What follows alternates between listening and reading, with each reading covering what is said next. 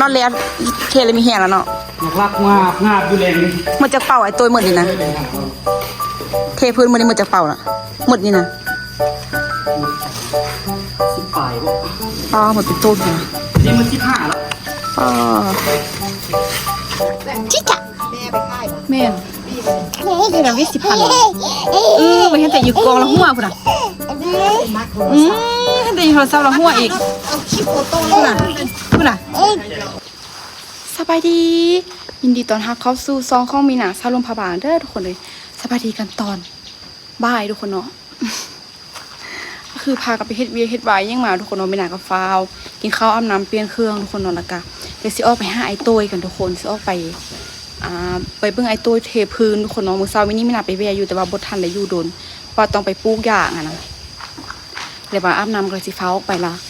คันท่ามันยังบ่แล้วไงมีหนาก็น่าจะไปกรีดหญ้าท่าต้นตาลทุกคนเนาะแต่พูสิได้กรีดหรือบ่ทุกคนเมื่อกี้อย่างแจงอยู่เดี๋ยวนี้ก็คือแบบเริ่มมืดเข้ามาละเพราะกันมืดละยังว่าสิไปกรีดอย่างท่าทุกคนเพราะว่าคันบ่ยายเวลากรีดมันก็บ่ได้ค่ะนะพร้อมสักก็สิเข้าไปกรีดแล้วไม่ขุนก็ถ้าฮับไทเกอร์แล้วก็สิเข้าไปเลยสินะเดี๋ยว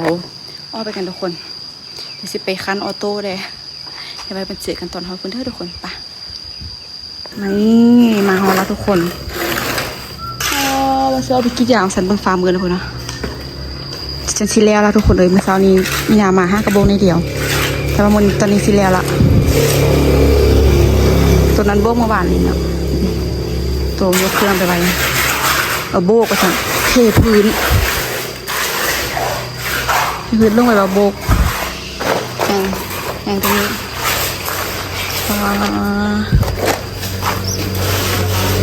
เรียบร้อยแค่นี้เดียวเนาะโดนแล้วเนาะซาโอ้ยพี่กูกล้ามาอยู่พิเศษเซายังบริเวณบ้านเพียงวันนี้มีกรรมกรไล่ทุกคน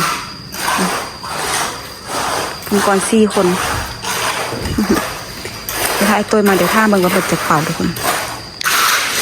เอาขนาดต้นสีมาละจี้นี่มัวสิไปกี้จ่าแล้วฝนตกทุกคนเลยน้องเล่นไม่เดียวอันที่มา5 เอาโต้จะเป็นเอาโต้นะรับคุยเลยรับดุดเหรอเอาโต้เพิ่นฮะพูดเลยปะเอาโต้นอนผู้เดียวอีกแล้วจ่ายกับอูน่าจะอยู่ลุ่มทุกคนเนาะทุกคนมือนี้บริพักพอดเลยเมื่อแห้งไม่อยากไปขุดจ่ายอีกนะมือนะ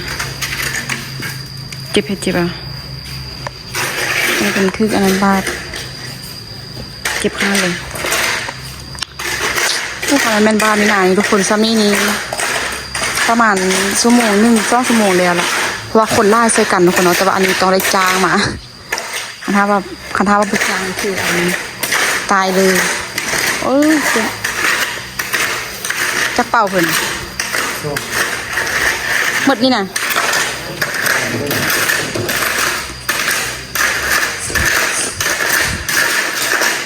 เราเบื้องต้นเป่าทุกคน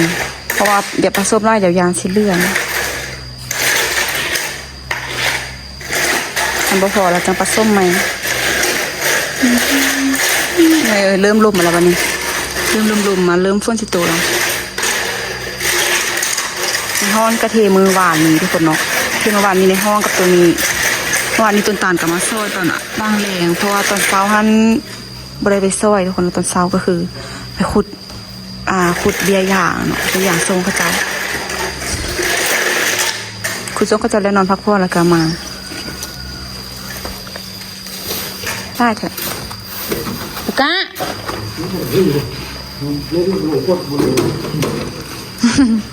ยินไล่หรือเปล่ายินไล่โพด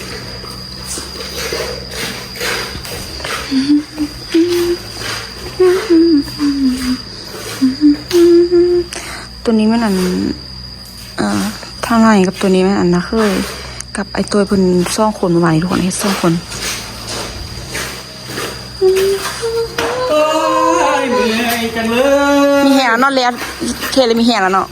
รักงาบงาบอยู่แรงเลย หมดจากเป่าไอ้ตัวหมดนี่นะเทพื้นมันนี่หมดจากเป่าน่ะหมดนี่นะ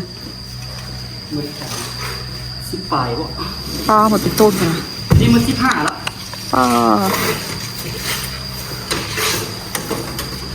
มีกรรมกรไล่แล้วไว้มันนี่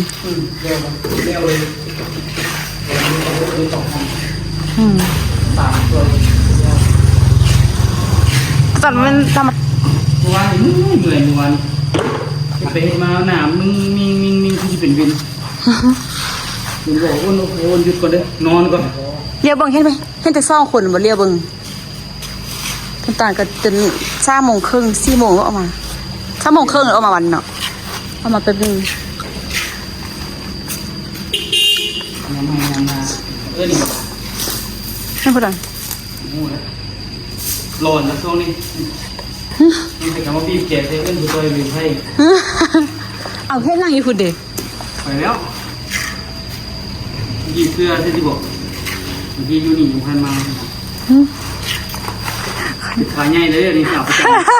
แต่ก็ต้องมาเอิ้น จักคนมายังมายังกระตัวไปเอิ้นพอจ้อยหมดนะเดี๋ยวนี้นะ15เปล่า นี่ลองตาเนี่ย เสื้ออะโอ้เป็นกระแหลมกินวะสิเอิ้นให้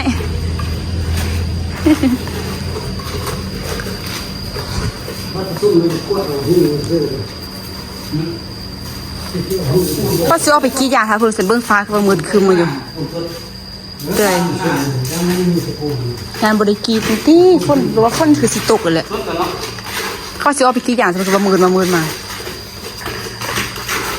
งานคนเมื่อกี้ได้แบบ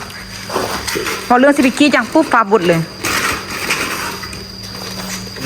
มีเวลาได้หาเงินว่า เดี๋ยวจะให้กันสิ หาเงินก็ได้มาหนึ่งเอาทั้งหนึ่งก็หรอก ใครหาเงินให้ว่าเป็นป้อนบาท นี่ไปเดียวเลยทั้งเดียวท่าน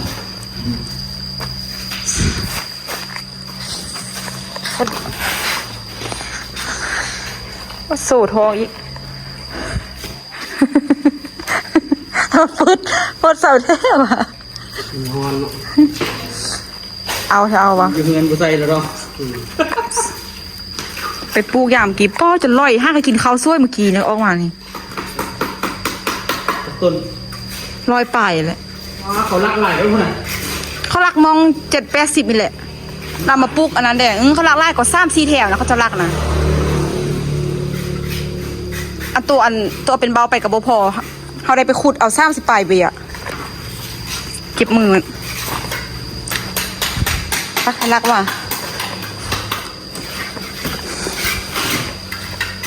สวยแม่บ่อยพูดว่ากันยัง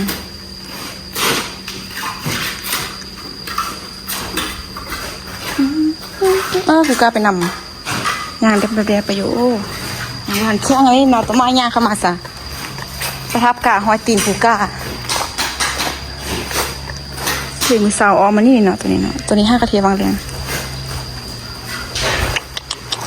อ้าวเข้าไปได้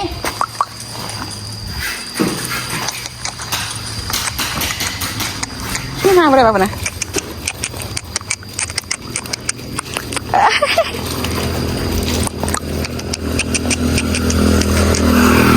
ส่งตะดีค่ะไปแล้ววะ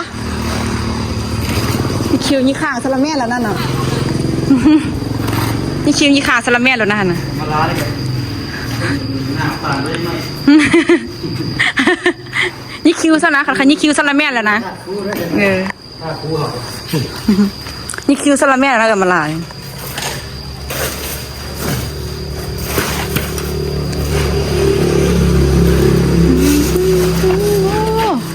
โอ้ซีบุยบนเมียนราคานี่เลย พ่ออย่าซ่องปันนะพ่อเนาะแต่พยานเลื่อนหรอกสักได้หรอกรับด้วยเลยไปอาทิมาอีกเลี้ยวคือว่านอนอยู่ลุ่ม แต่แม่มันหารับโดนแล้ว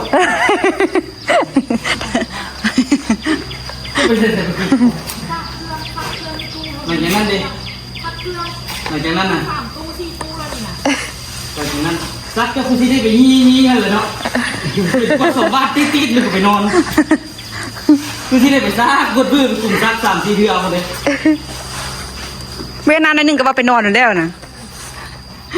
ก็จมอยู่ไม่ถึงจะนอนเลย นอน4เดือนแล้วมึง พอนับพ่อนับอีก เดือนนับเบิ่งดีๆเนาะ 3 เดือน ไปโอ้ยที่ได้นอนสินอนก็บ่ฮอด20นาทีซ้ำตลอดบ่ฮอดแค่20นาทีนอน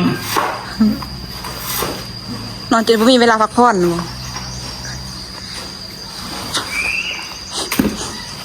โอ้กายจังนั้นแรงทำไมพี่เนี่ยเยอะกันไปเยอะกันมาแรงแล้วมันสนุก ตัวนี้บ้างบางบ่ยันมันแตกเว้ย พื้นสูงกว่าได้เนาะ ก็คันนี่บ่ ซออ่อน พุทธมหาเศร้าเกี่ยวแต่นี่มหาปฏิอยู่นี่ รู้กับแปลกมันคือบ่เป็นน้ำค้านสูงเนาะค้านอันนี้สูงไปบ่ เนี่ยข้างที่ดูบนจับระดับนะบนสูงบนต่ำตัวนั้นมันก็ต่ำต่ำมันหมดครับ จับเลย3บล็อกคือทีเท่านั้น โอ้โหเป็นเรื่องเลยสินะ ก็ขึ้นเท่าไหร่ก็ใส่ทั้งมันแหละ เขาบอกวันนี้บางทีใส่ปูนหน้าปูนบางไปใช่ไหมมันก็เลยตัวที่เป็นแล้ว นี่พุทธโบดีพุทธบ่ ก็ว่าบางแห้งก็เขาว่า นี่แถวนี้เลย อุ้ยเข้าไปได้ บอกดินบ่ โอ้ยดีแท้พี่เสียไปแรงเข้าไปนั่นเด็ดเนาะ โอ้ยว่าแล้ว นี่โอ้มากพี่คือดื้อแท้มากบ่อยปะ บอกมาก ดื้อให้ดื้อป่ะ ว่าโอ้ยจะเลี้ยงหมาเลี้ยง มาเลี้ยงทำไมมาตัวนี้ปักดื้อโอ้แม่เหรอปะ มักยอกทุกคนนั่นแหละ กูก้าวมาป้อดินนะแข้งคักแข้งแน่แข้งตันดินไปขุดยาแล้วคนช่าง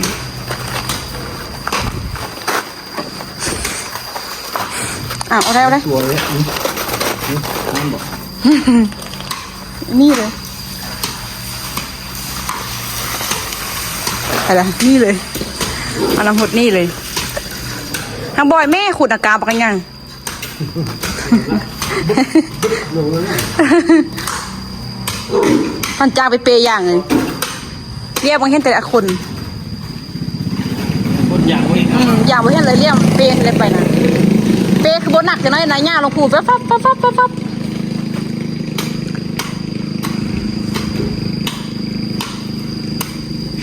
โอเคทางนี้ได้แล้วทางนี้นะสู้จะหันอะไรปังสู้ส่วนอะไรไปซะละเดี๋ยวให้ตัวคุณก่อนทุกคนส้มปูนไว้ส้ม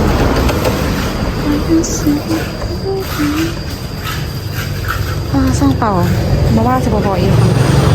ยังไงเดียวนะ บางทีก็ให้บ้านมันจอยนะเดี๋ยวนั่งตรง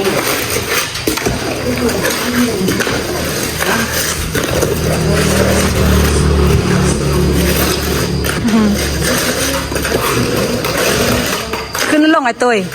นะ ขึ้นวะ ซ้ำเก่า และซ้ำเก่า ติ๊กเลี้ยงเลยเดี๋ยว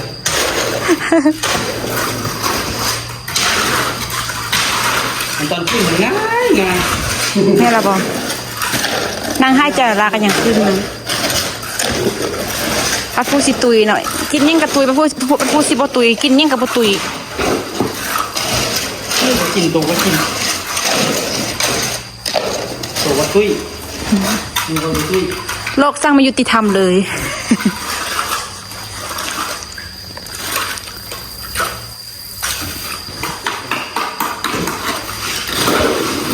มูสิฮอตซ่องเป่านี่เทียดฮอตซ่อง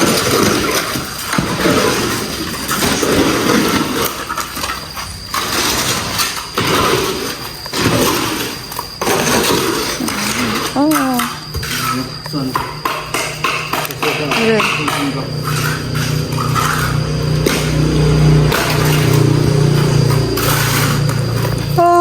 รักเลย เอาบ่ได้ เอา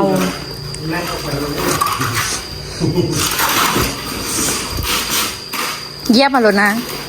ไม่กล่าวไว้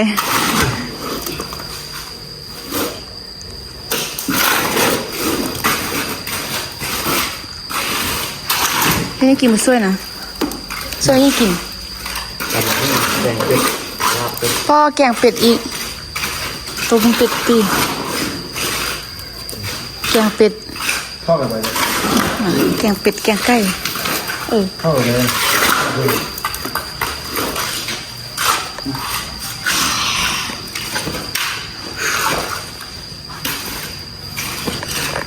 เทเลย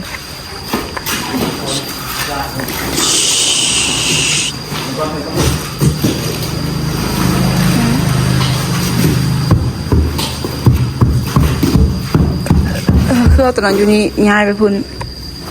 พี่พุ่นย้ายไปย้ายมาโอ้มือแล้วล่ะย้ายไปอันนี้แล้วปะนี่นะมาแหละเฮ้ยชิจามฮัทชิวะพอจ้อยได้ทุกคนนี่นะนี่จ้อยเห็ดเตรียมพันแล้ว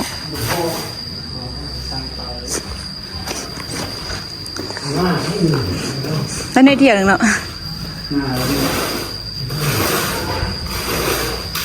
ซองเป่านั่นก็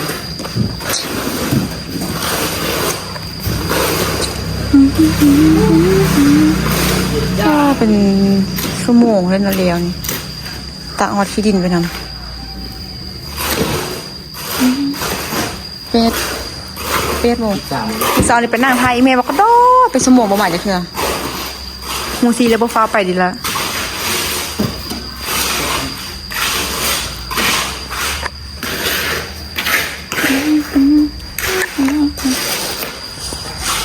เอ้ยยังบ่แข็งคนเมื่อกี้หูกล้าเย็บกว่านะไม่ตีหูกล้าเฮ้ยเล่นนี่อยู่สักบ่หูเลยถึงฟังหาย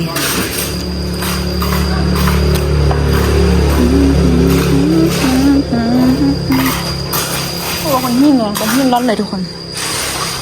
คนหิ้งกับทรายมีแต่ปูพื้นสิแล้วก็มีแต่ท่ากันทุกคนเนาะติดกะโหลปะนี่ปูพื้นแค่นี้ที่เห็ดพวกนี้แล้วหมดพวกนี้เลยเห็ดพวกนี้แล้วหมดทุกคนเนาะชื่อหน้าซี่เอ่ยใส่อันนี่ก็ไอตัวซีใส่เพดานทุกคนเนาะตัวนั้นเนาะจนทางหน้าหันมุงเพดานทางในห้องมุงเพดานห้องน้ำอยู่สิห้องน้ำมีฟังอะไรวะก็กลัวเติบกว่าเนาะเพิ่งก็ว่าเคียบๆนึงห้องนอนยังไม่ได้เข้าไปเยี่ยมสักบาทเลยติดเพดานชิดอีแล้วติดกะโหลพร้อมเลยเฮ็ดประตูหน้านี่เรียบร้อยทุกคนแต่บุ้งสิเรียบร้อยเมื่อได้เนาะตอนนี้เอาแบบโบ๊กเอาเทพื้นนั่นแล้วกันเดี๋ยวปลาส้มอีทุกคนเนาะตั้งหมดไปเป่าหนึ่งได้หนึ่งอย่างนี้เป่าหนึ่งมันจะได้ปลาส้มอีกมาเสร็จแล้วพี่จะได้ปลาส้มอีกเป่าหนึ่งเนาะฮะยังจ้องมาแล้วจารีบเบิกนายให้ชิลิเป่าดึงแค่เนี่ยเป่าหนึ่งช่องเป่าหนึ่งมีอย่างอีกบันหนึ่งเป่าแห้งไปเลย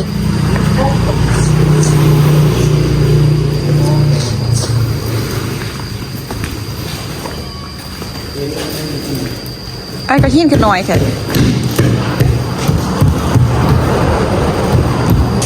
แล้วแต่ก่อนหิ้นหน่อยเนาะนี่มาสักอีกเป่าหนึ่งก็จะพออยู่ป่ะ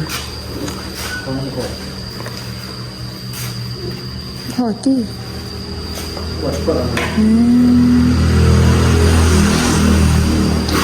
ปั่นก้อนหินอันนั้นเลยเนาะคือก้อนหินอันขจับบดเลยที่เป็นก้อนใหญ่ๆทุกคน แล้วเอาอย่างไรเลย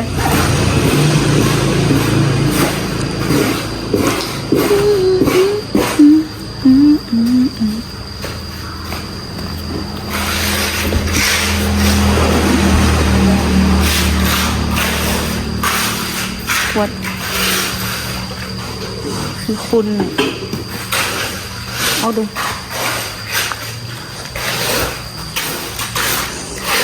คือคุณเนี่ยบ่คุณมั้ง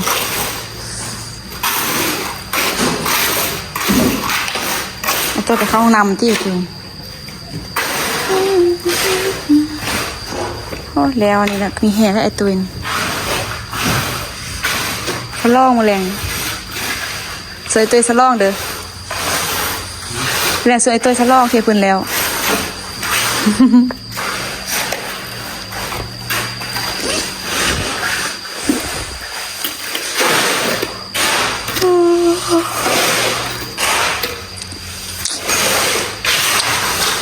ก็ไปก่อนหินหน่อยหมดได้อีกบัดหนึ่งทุกคนแล้วกับส้มปูนอีกนี่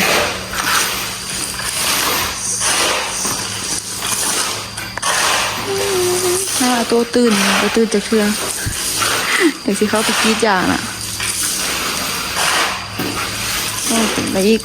นี่นะคนเอาเป่าหนึ่งเนาะเขาส่งอีกเป่าหนึ่งเขาชอบอยู่ท่านเลยพอดีถ้าเขาบอกเขาเสร็จนี่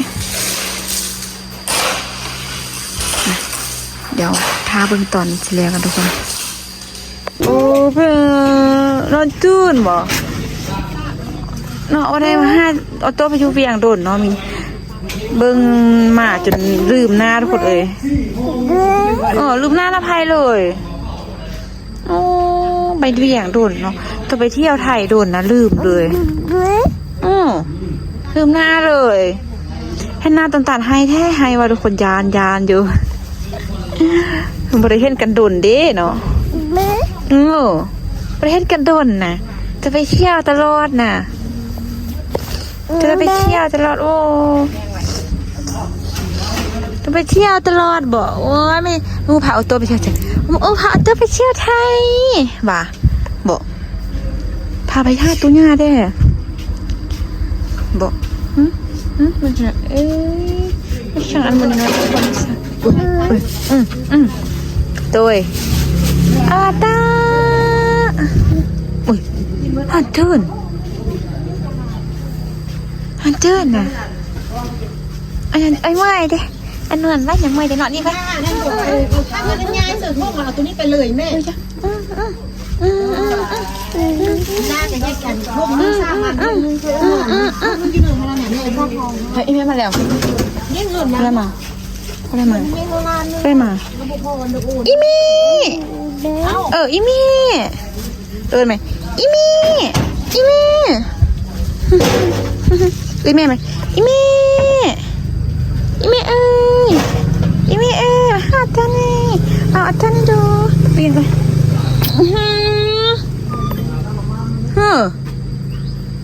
นอนอีกละมันจะนอนโดนนะพูดนะเพิ่งจันตื่นสันติไปนะเฮ้ยจังไง1 2 3 1 2จุ๊1 2จุ๊เปาเกอร์มาห้าตัวอยู่บ่เปาเกอร์มาห้าตัวอยู่บ่มาบ่บิ๊เริ่มว่าเป็นข้อเป็นขนมาทุกคนเอ้ยนะเริ่มไปจะสั่งเรื่องกำลังเหียนเบาละเนาะใช่เป็นแต่สั่งละน้องชิเบาเป็นละเริ่มชิเบาเป็นแล้วนะอยากโทรศัพท์อ่ะ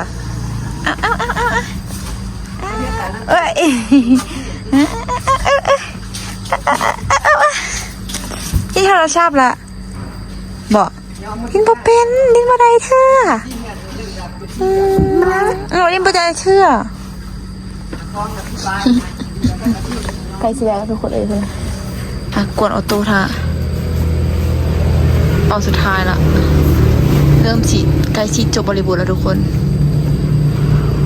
เอาแค่ทีเทว่าซ่องมือทุกคนเนาะเฮ้ยปุย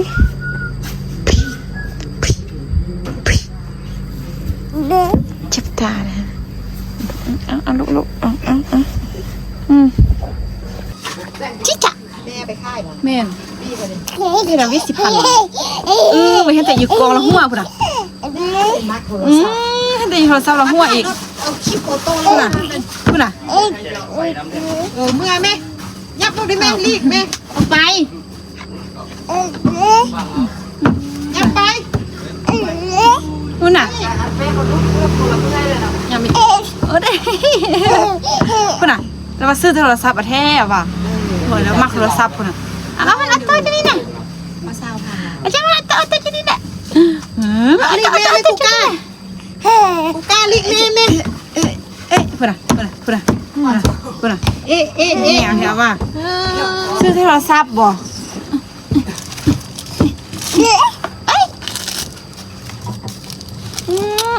ดูจะได้หายเราเลยนะหายเราพาย ตัวใครมา10,000วะ ไอตัวซื้อแพงสุดเลยเราเข้าไก่น้อย แล้วก็เราอัน ถือมาจะเบี่ยงบ่ เราเข้าไก่น้อยแล้วก็เราซ้ำเนื้อซื้อชุดเร็วนี่บุกกันนึงชุดนี้แพง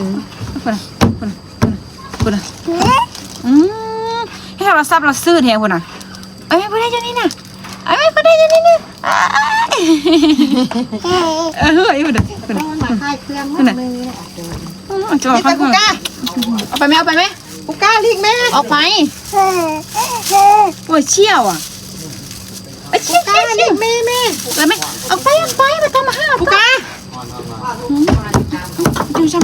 1 2 3ไอ้นี่เขาได้มันนี่เป็นเพื่อได้เนอะไอ้เป็นได้เนอะ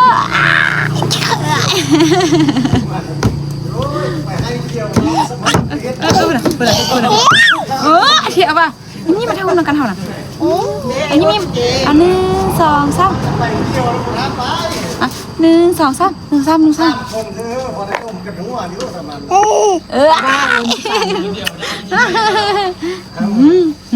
เฉา1 ลูกกับ เฉาย านดิ เฮ็ดเองได้ทุกคนดินะบ่ได้เฮ็ดได้เนี่ยบ่ได้เฮ็ดได้เฮ็ดเองได้ยังไง1เฉาเนี่ยเมื่อยได้พอละ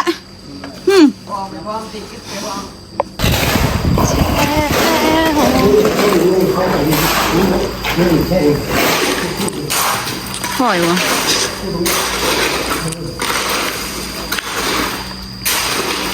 สิปล่อย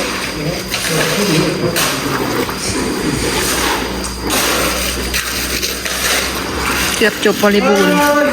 จ้ะ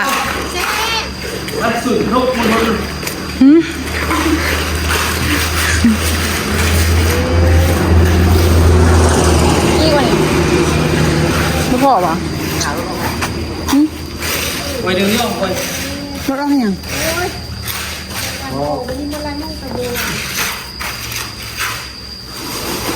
อ๋อชิเทจะทันเลยวะ ถ้าผมตายต่อคุณแม่ได้หลายเนี่ยคนนี้ เอาใส่ดิปูนไหลอยู่ดิ ยังได้1ได้อยู่เลยรอบสุดท้ายละ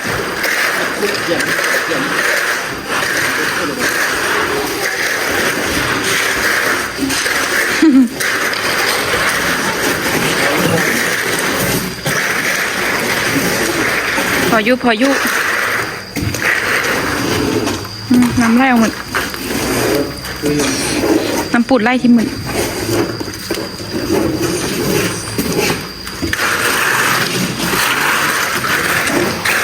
ปลาไล่เอานี้หมด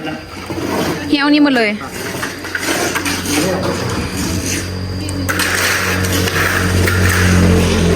ไปแล้วหมด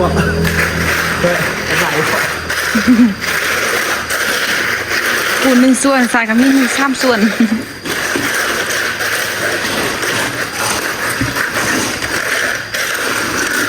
รับพอก่อนพอกันยังได้1เลยนี่บอยได้1หมดละทุกคนพอดีแล้วเรียบงานซีอ้อไปขี้จาลัง ตามสาวเมื่อยหนิดนึงกันเนี่ยคนก็ไปหาเพลเกอร์บุญก็น่าถ้าเพลเกอร์ก็น่าจะเข้าไปหาพร้อมสั่งอยู่คนแหละเพราะว่าสปิกกี้จางเหมือนกันไปเอาเลยเดี๋ยวละคนเดี๋ยวสิอ้อไปละมันรูดดูสิโผล่โผล่ไอ้ตุ้ยแม่สิอ้อไปคิดจางนะป้อนคนมึงน่ะรูดกันตามเมื่อกี้นะตามหมดเลยย่องออโต้คักๆเลยทุกคนเลยมีแฮวแล้วจะกี้จะยันพ่นเลยทุกคนทุกคนนะมาเดี๋ยวคลิปนี้ข้อตารางไปแล้วทุกคนได้กระเพราทุกคนกดไลค์กดแชร์กดติดตามเพื่อเป็นกำลังใจในการในคลิปต่อไปเนี่ยเด้อเดี๋ยวข้อตารางไปก่อนไว้เจอกันคลิปหน้าบ๊ายบาย